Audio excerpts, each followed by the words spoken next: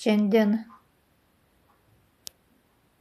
kovo 14 dieną dar vienas skundas parašytas ant Arūno Visocko, parašytas Žemės ūkio ministerijai.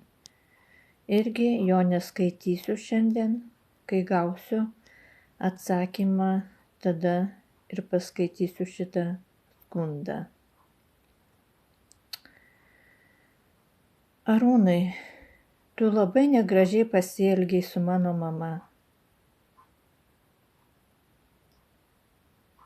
Tu esi labai nesąžiningas žmogus. Kadangi esi nesąžiningas, taip nesąžiningai ir pasielgei. Ir 4 metus tuo naudojosi. Nors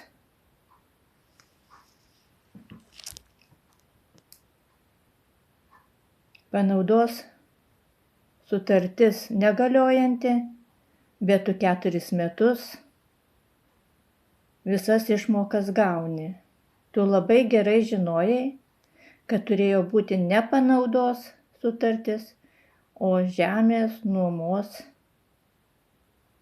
sutartis. Ir kadangi tu apgavai ir parašei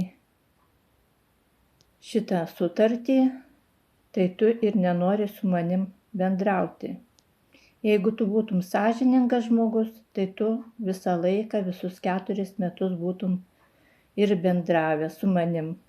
O dabar, kadangi esi labai nesąžiningas, tai ir nenori bendrauti. Nors aš prieš šiuos skundus išsiunčiant labai norėjau su tavim susitikti, pabendrauti arba nors per telefoną pasikalbėti. Tiesiog per telefoną susipažinti, nes aš tavęs kaip ir nepažįstu. Žinok, Arūnai, į šitą mano tėtės prosenelio žemė čia yra šitas sklypas, bet labai daug įdėta darbo ir mano buvusio vyro.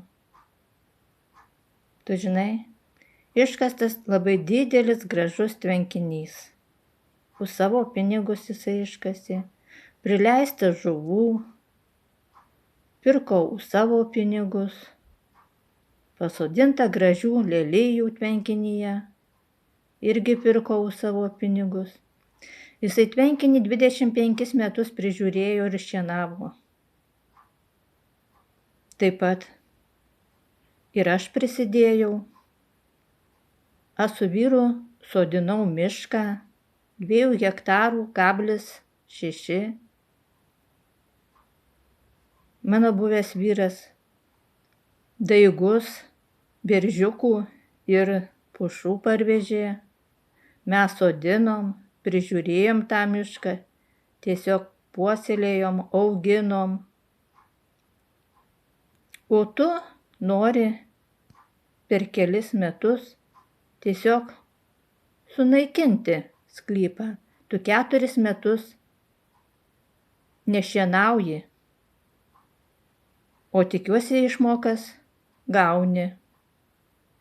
Taip pat, nors sutartis negaliojanti, bet tu žemę dirbi, grūdus sėji, kuli, parduodi. Tu labai negražiai elgiesi ir dar nenori su manim susitikti ir pasikalbėti. Aš labai norėjau taikiai, gražiai išspręsti šią problemą. Tu jaunas ūkininkas. Mes visi klystam. Mes visi darom klaidų. Bet tas klaidas galima buvo susitikti ir išspręsti. Bet tu galvoji, kad jaunas, turi daug pinigų. Tai tu nieko nebijai. Tu jau didelę reklamą pasidarei. Tikrai, ne tik Lietuvoj, bet va, tave žiūri ir už Lietuvos ribų labai daug žmonių. Bet tu tą reklamą pasidarei kaip nesąžiningas jaunas ūkininkas.